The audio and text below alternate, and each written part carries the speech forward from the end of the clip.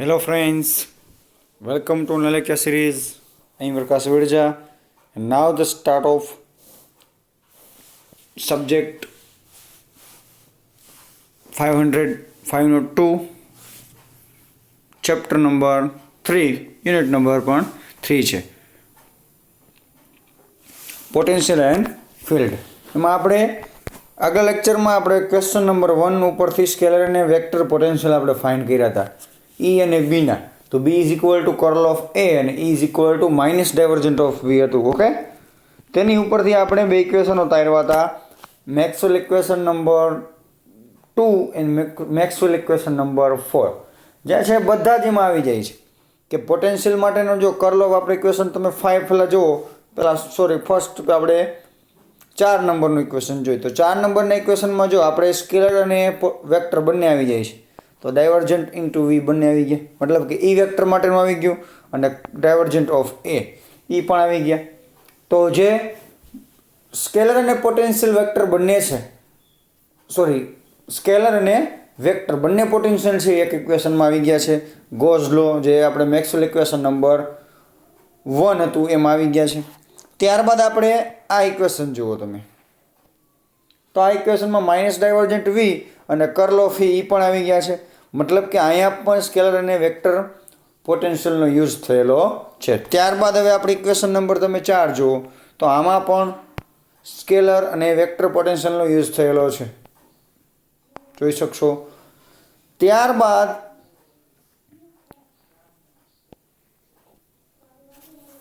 આપણે હવે નવો ક્વેશ્ચન જોશું, question number 2, goes transformation. Okay, Gauss નથી, ગોઝ છે. જે ગોસ નામના વૈજ્ઞાનિકે લો આપ્યો તો ρ/ε0 એ અને આ બંને પણ એકદમ અલગ છે. ઓકે, એ મેગ્નેટોસ્ટેટિક માટે હતા અને આ ઇલેક્ટ્રોસ્ટેટિક ફિલ્ડ પોટેન્શિયલ માટેના છે. તો we have succeed in reducing 6 problem finding E and B, 3 component each and down to 4V 1 component and A 3 more. એટલે કે ટોટલ આપણે કેટલા 6 પ્રોબ્લેમ હતા, તો 6 પ્રોબ્લેમમાંથી 3 છે E અને B ના છે ભેગા થઈને, કે ઇલેક્ટ્રોસ્ટેટિક અને મેગ્નેટોસ્ટેટિકના પ્રોબ્લેમ 3 પ્રોબ્લેમ હતા. ત્યારબાદ 3 છે વોલ્યુમ માટેના, 1 છે વોલ્યુમ માટેનું હતું અને એ છે કરંટ ડેન્સિટી માટેના 3 હતા. ટોટલ કેટલા પ્રોબ્લેમ થાય? 6 પ્રોબ્લેમ થાય. યાદ રાખજો કે ઇલેક્ટ્રોસ્ટેટિક માટેના કેટલા પ્રોબ્લેમ છે, how many problems of in electrostatics, તો આવશે 6 problem. We have to choose V and A so that if we change it to V dash and A dash it will correspond to same E and B. હવે આપણે કંઈક V અને A જે scalar અને vector potential હતા એના હવે આપણે નવા ફંક્શન શોધવાના છે, A ડેશ અને V ડેશ, મતલબ કે સ્કેલર ફંક્શન પણ ન્યૂ શોધવાનું છે અને વેક્ટર પોટેન્શિયલ પણ નવું શોધવાનું છે. તેનું નામ આપ્યા છે V ડેશ અને A ડેશ. તો A ડેશ સપોઝ આપણે ધારી લઈએ કે A dash is equal two શું થશે, A ડેશ વેક્ટર સદિશ છે, A dash vector is equal two A vector plus alpha, મતલબ કે જે ડેશ છે કંઈક નવું ફંક્શનમાં આપણે જૂના ફંક્શનમાં કંઈક આલ્ફા નામનો અચળાંક છે એડ થયેલો છે, એ એડ થઈને આપણે નવું ફંક્શન A ડેશ વેક્ટર બનેલો છે. And V dash is equal two V plus beta, મતલબ કે જે V જૂનું ફંક્શન હતું પોટેન્શિયલ સ્કેલર પોટેન્શિયલ જે ઓલ્ડ હતો એમાં V ડેશ ન્યૂ બન્યો છે, તો શું એડેડ થયું છે?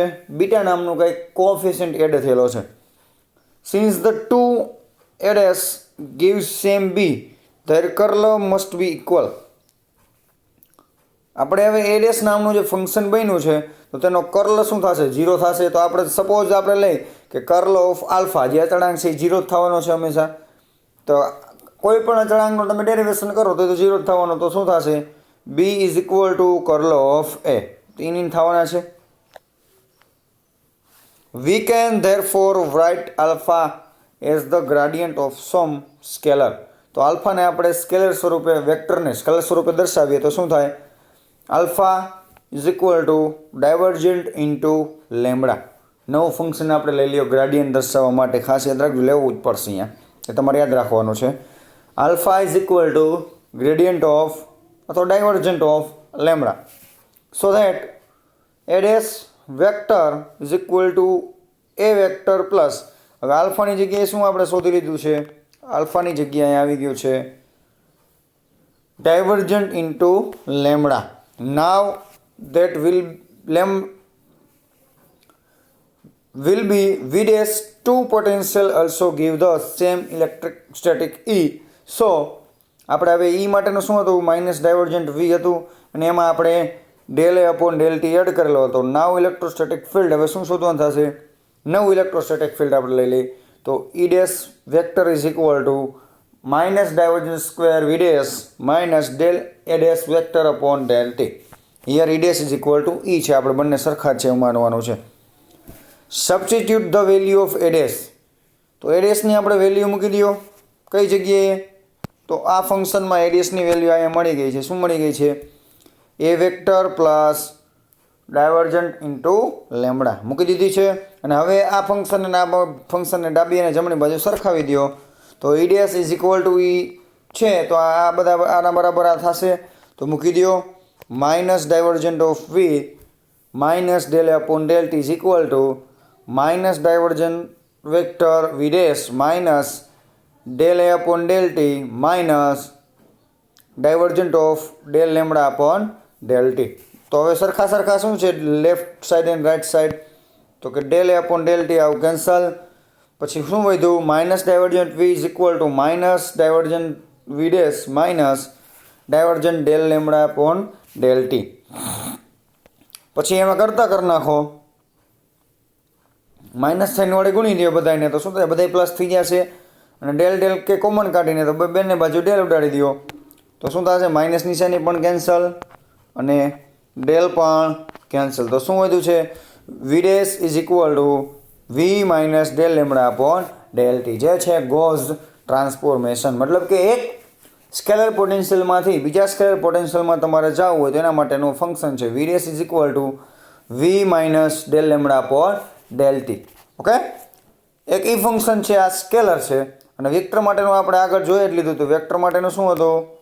તો વેક્ટર માટેનું આ છે. આ બે ઇક્વેશન યાદ રાખવાના કે ગોઝ ટ્રાન્સફોર્મેટરમાં વેક્ટરનું કે ટ્રાન્સફોર્મેશન તો શું આવશે? એ dash is equal to A dash vector is equal to A vector plus divergent into lambda. આ છે વેક્ટરનું અને હવે આવશે આ સ્કેલરનું.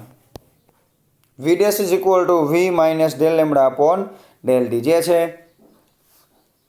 સ્કેલર પોટેન્શિયલના. આ તો બે ગોઝ ટ્રાન્સફોર્મેટરની ઇક્વેશન આપણે યાદ રાખવાના છે. So thank you so much student watching my video.